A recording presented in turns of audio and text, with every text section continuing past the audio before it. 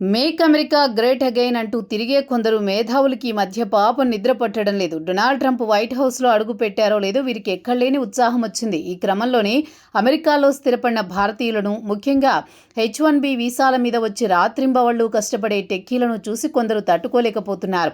తాజాగా టెక్సాస్లోని ఫ్రిస్కోలో ఉన్న ఓ హిందూ ఆలయం సాక్షిగా ఇలాంటి విద్వేష కళాఖండం ఒకటి బయటపడింది. ఎలిజా షాపర్ అనే ఓ సోషల్ మీడియా వీరుడు మగా కార్యకర్త అని చెప్పుకుంటాడు. చేతిలో కెమెరా పట్టుకుని ఫ్రిస్కోలోని ఓ హిందూ దేవాలయం ముందుకు చేరుకున్నాడు.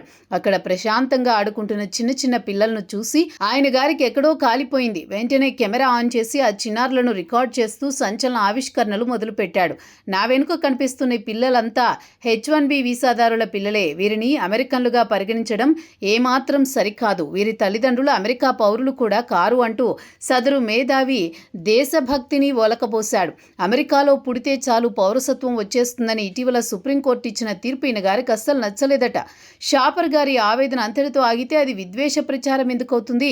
టెక్సాస్ వీధుల్లో భారతీయ పిల్లలు ఎక్కువగా కనిపిస్తున్నారనే బాధతో తాను ఈసారి జూలై 4న వచ్చే అమెరికా స్వాతంత్ర దినోత్సవాన్ని కూడా జరుపుకోనని భీష్మించుకుని కూర్చున్నాడు. అమెరికా పౌరసత్వం ఉన్న భారతీయ సంతతి పిల్లల వల్ల అమెరికా స్వాతంత్ర దినోత్సవానికే ముప్పు వచ్చేసిందన్నమాట. ఇక పొలిటికల్ టచ్ ఇవ్వకుండా ఈయన గారి సోషల్ మీడియా వీడియో ఎలా పూర్తవుతుంది? అందుకే ఏకంగా అమెరికా ఉపాధ్యక్షుడు జేడీ వాన్స్ను కూడా టార్గెట్ చేశాడు. జేడీ వాన్స్ భార్య ఉషా వాన్స్ భారతీయ మూలాలు ఉన్న మహిళ కావడమే ఇక్కడ ఈయన గారి అసలు సమస్య. భారతీయ భార్య ఉన్న వ్యక్తులు అమెరికా ప్రభుత్వ పదవుల్లో ఉండడాన్ని తాను అస్సలు నమ్మనని, విశ్వసించనని షాపర్ తేల్చి చెప్పేశాడు. అంటే భార్య భారతీయురాలైతే భర్త అమెరికాకు నమ్మకస్తుడు కాదు అనే వింత లాజిక్ను ఈయన కనిపెట్టాడనమాట. ఈ షాపర్ గారికి భారతీయులంటే ఎంత అభిమానమో చెప్పడానికి ఓ ఉదాహరణ ఉంది.